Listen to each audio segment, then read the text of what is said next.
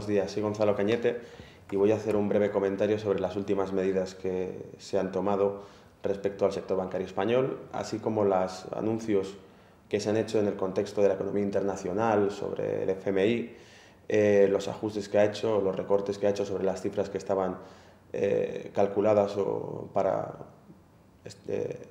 estimadas para el crecimiento de algunos países. En concreto, pues voy a empezar hablando de cuál es el pronóstico que se tiene.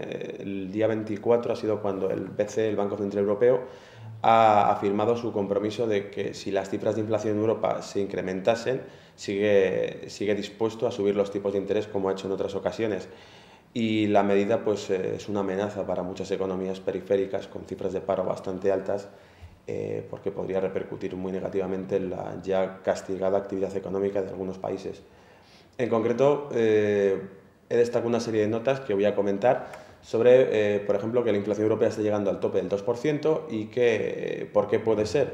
Si añadimos el factor de que la inflación europea se esté aumentando en economías, digamos, bastante heterogéneas, la economía alemana está subiendo bastante, mientras que el resto de las economías tienen problemas para salir de una recesión muy grave en la que se encuentran, y no solo eso, sino que se empieza a especular sobre su posible solvencia o no, de cara a medio plazo, o incluso a efecto inmediato, alguna posible quiebra, como le ha ocurrido a Grecia o le ha ocurrido a Irlanda.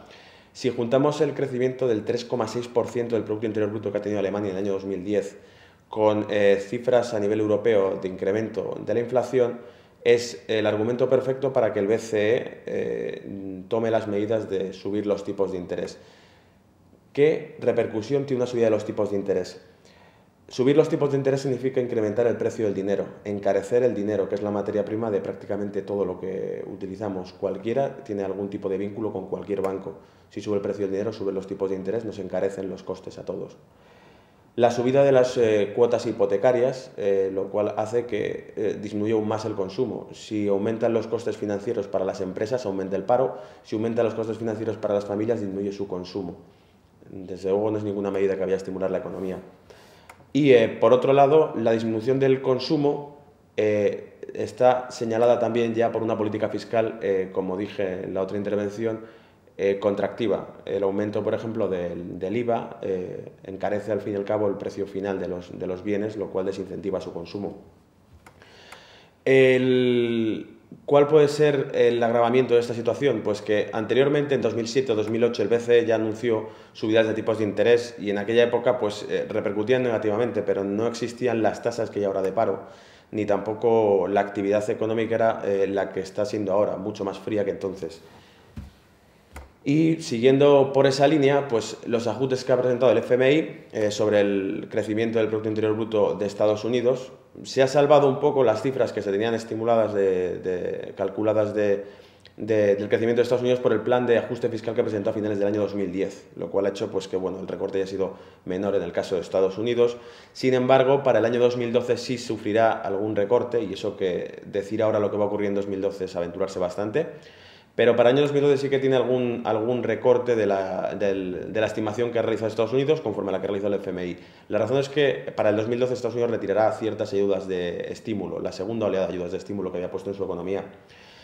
Ya que ve recortada su previsión del año 2012, ¿qué es lo que ocurre con España? Pues España precisa más medidas de ajuste fiscal según los mercados financieros, con lo cual, a efectos de que el FMI decida si corrobora o confirma las cifras de crecimiento que presenta España, pues no lo hace en la medida en que los mercados financieros no confían en el sector financiero español.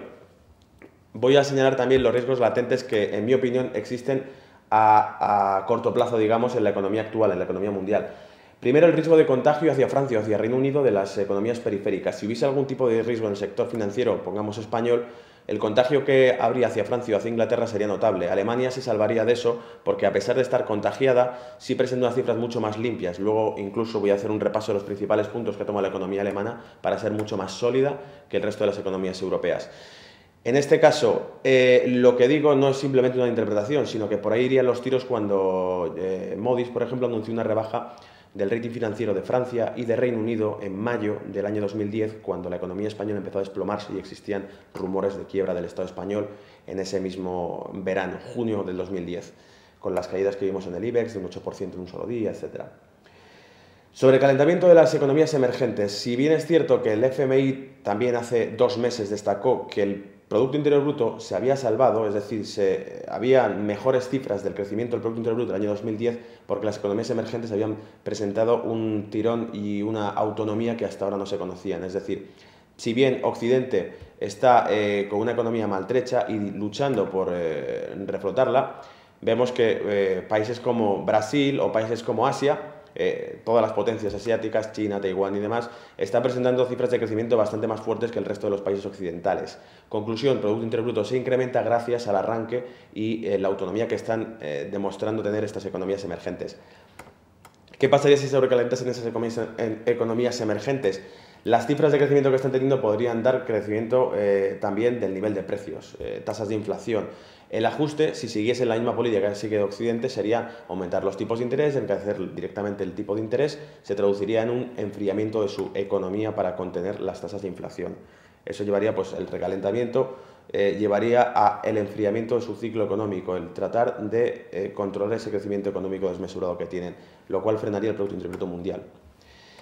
La inflación en materias primas que se está desarrollando también sería un problema. El encarecimiento, por ejemplo, del petróleo. ¿Por qué puede encarecerse el petróleo? Pues como comenté también, la inyección de liquidez de la Reserva Federal disminuye el valor del dólar. Si el petróleo cotiza en dólares, aumentan directamente el precio del petróleo para compensar la pérdida de poder adquisitivo que tiene la divisa en la que cotiza la materia prima. Alemania, voy a señalar los puntos que ha sido Alemania y por qué a lo mejor Alemania es la única potencia que se está salvando y es la locomotora de Europa, presentando cifras de crecimiento muy superiores a las del resto de Europa, 3,6% del Producto Interior Bruto en 2010, previsión para el año 2011, 2,2% frente al 0,6% que presenta España de previsión para el 2011 y el 3% de crecimiento que presenta Estados Unidos para el 2011. ¿Por qué Alemania tiene estas cifras? Primero porque lleva bastante tiempo presentando austeridad de gasto, una política de controlar el déficit al máximo. Segundo, porque ha mantenido las cifras de inversión y desarrollo este último año anterior y el 2009, mientras que España las ha ido recortando en la medida que se agudizaba la crisis. Las exportaciones están creciendo para Alemania. La caída, por ejemplo, de la divisa, del euro, la debacle que sufrió justo precisamente en ese verano del año 2010, le incrementó masivamente sus exportaciones por la rebaja que suponía y porque también se ha centrado en que, ya que invierte en inversión y desarrollo, exporta bienes de alta tecnología, maquinaria, etc. Por otro lado, también a destacar, la demanda interna dentro de la propia Alemania no se centra desde hace años, como ocurre en nuestros países, en la vivienda, en la residencia.